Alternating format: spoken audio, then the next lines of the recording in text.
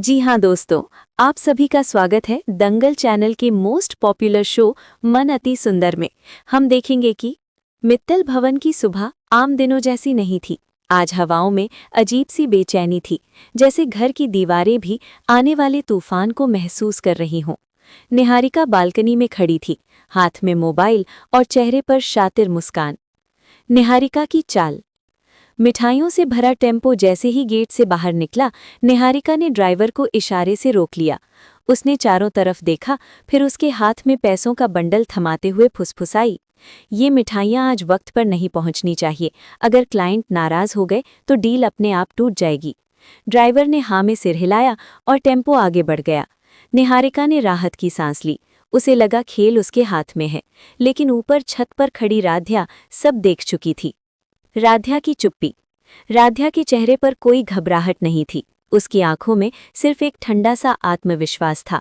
वो जानती थी, अगर आज उसने हार मानी तो मित्तल भवन में उसकी पहचान हमेशा के लिए मिटा दी जाएगी। उसने तुरंत प्रथम को फोन किया। मुझे आज सब कुछ संभालने दीजिए, भरोसा रखिए। पहली बार प्रथम ने बिना सवाल किए कहा, मैं तुम्हारे साथ हूँ। क्लाइंट का आगमन। कुछ ही देर में विदेशी क्लाइंट मित्तल भवन पहुंचे। उनके चेहरे पर नाराजगी साफ झलक रही थी। मिठाइयां न पहुंचना उनके लिए सीधा अपमान था। दादी ने मौका देखकर तीखा ताना मारा, जब घर की बहू ही नालायक हो तो बिजनेस कैसे चलेगा।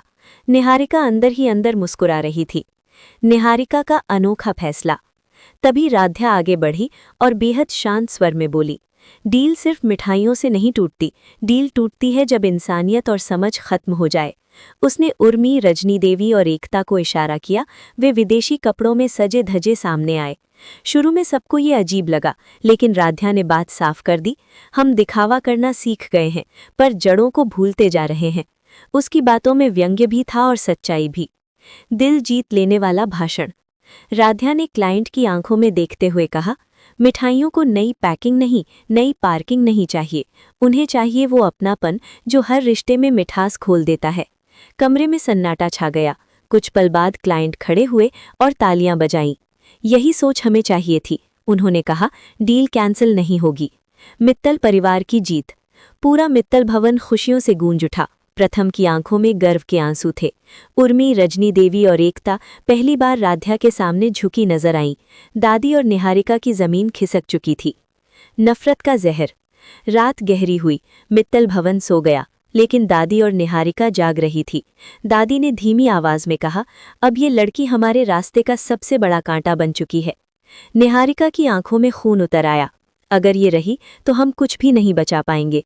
तभी एक खौफनाक फैसला लिया गया, मौत की साजिश। उन्होंने तय किया, राध्या को मित्तल भवन से बाहर नहीं बल्कि जिंदगी से बाहर किया जाएगा, एक हादसे के नाम पर, एक ऐसी योजना जिसका शक भी किसी को ना हो। प्रथम की बेचैनी। उधर प्रथम को अजीब सी बेचैनी हो रही थी। उसे लगा जैसे कोई अनहोनी करीब है।